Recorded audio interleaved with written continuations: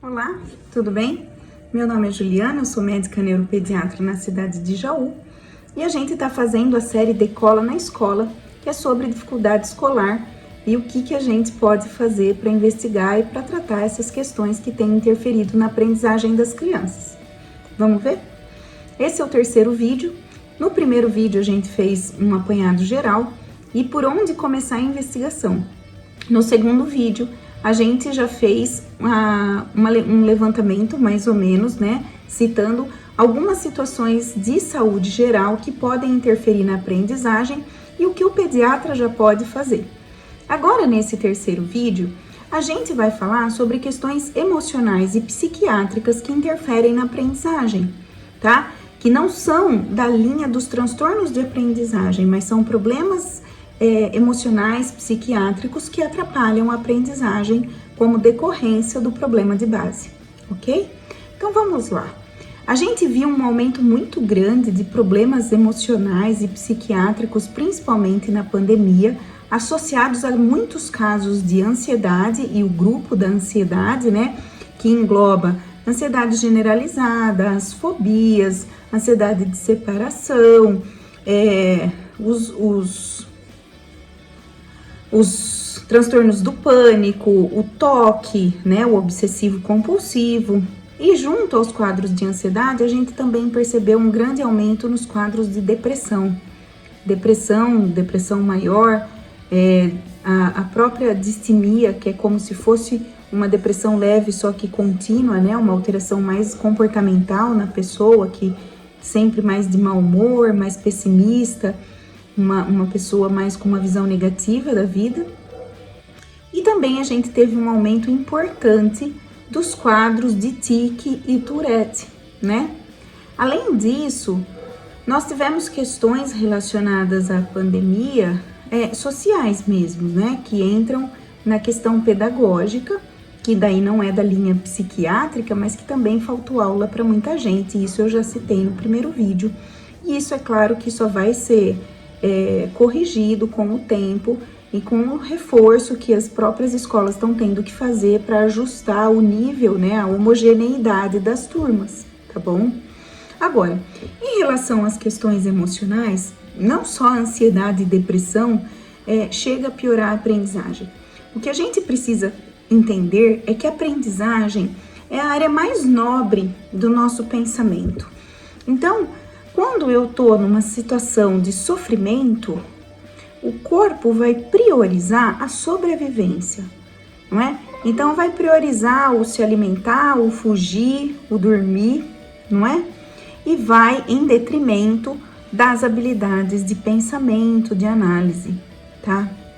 Então, toda vez que a minha cabeça não tá bacana, a primeira coisa que eu vou atrapalhar é a aprendizagem. Falo que ir bem na escola é a cereja do bolo.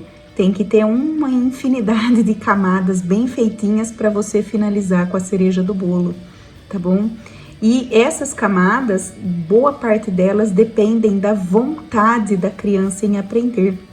Então, crianças que crescem num ambiente violento, num ambiente onde tem muita briga, onde tem muita gritaria, onde tem problemas com dependência química, seja do álcool ou de drogas ilícitas, em que acaba tendo muito risco de briga, de violência, de agressividade, ou às vezes até questões policiais mais sérias envolvidas, essa criança muitas vezes está sempre assustada, temerosa e não consegue se concentrar na escola, tá? Muitas famílias hoje têm crianças nessa situação por conta de jogos. Então a família em si é uma família tranquila, não tem tanta briga. Mas a criança passa tanto tempo no eletrônico, em jogos violentos, que ela também funciona no modo fuga. O modo do fuga é o teu cérebro funcionando com uma adrenalina muito alta, com medo, atenção rápida para fuga, né? O jogo eletrônico, ele treina muito agilidade, mas ele atrofia, gente, escutem, ele atrofia regiões do cérebro relacionadas à aprendizagem. A criança com excesso de tela, ela, principalmente jogos violentos, ou até assim, não é jogo, mas assiste conteúdo violento, vídeos, filmes que não são adequados para a faixa etária, elas têm menor capacidade de resolução de problemas, de memorização, elas colaboram menos, elas reclamam mais e elas brigam mais. Não é legal, né? Então nós precisamos controlar tempo de tela e a qualidade daquilo que os meus filhos estão expostos, né? Se é adequado para a idade dele ou não. Então, tempo de tela, no mundo ideal, ninguém teria tela, mas vamos lá, no máximo permitido pelas sociedades. Até 2 anos, nada, porque realmente atrapalha absurdamente o desenvolvimento social e comunicação, tá? De 2 a 5 anos, 1 hora dentro das 24 horas. Não são vários episódios de 1 hora. É 1 hora nas 24. E tela é tudo. É TV, é tablet, é computador, é videogame, é celular. Principalmente os portáteis. Aquilo que eu posso carregar, né? Então, o notebook, o tablet e o celular é ainda pior. Por quê? Porque a criança tem certo controle sobre o conteúdo e muitas vezes ela vai lá ver coisas inadequadas e dá uma fingidinha que tá tudo bem quando os pais se aproximam. Quando você tem uma TV que tá ligada na sala, que todo mundo tá vendo, a chance dela assistir conteúdo inadequado é muito menor, concorda? Você já foi criança, você já foi jovem, você sabe que é assim que funciona, né? Então, criança, nem nós devemos ter tela no quarto, né? Nós não devemos deixar a televisão, computador ligado enquanto a gente dorme, tá? Tem gente que dorme usando tela para dormir. Isso atrapalha a qualidade do sono por causa da luminosidade, tá? Então, telas, né? Excesso de telas, e aí, junto disso, vem uma maior irritabilidade. E assim, a mente tá tão cansada no jogo que você não tem mais ânimo para ler e para estudar, né? Então, independente de questões psiquiátricas, essas questões comportamentais também atrapalham.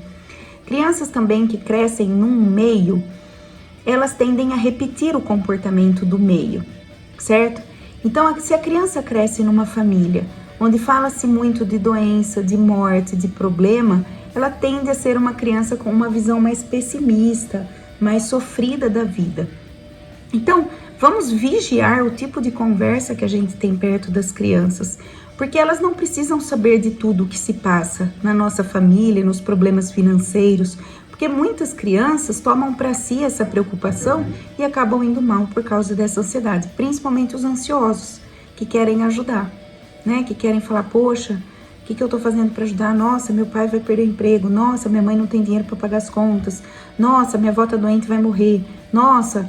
Então, assim, tem certos problemas que não ajudam em nada a criança saber do problema, né? Vamos saber separar o que é assunto de adulto e o que é assunto de criança. E claro, se você percebe sintomas de ansiedade, e gente, ansiedade não é impaciência nem gula.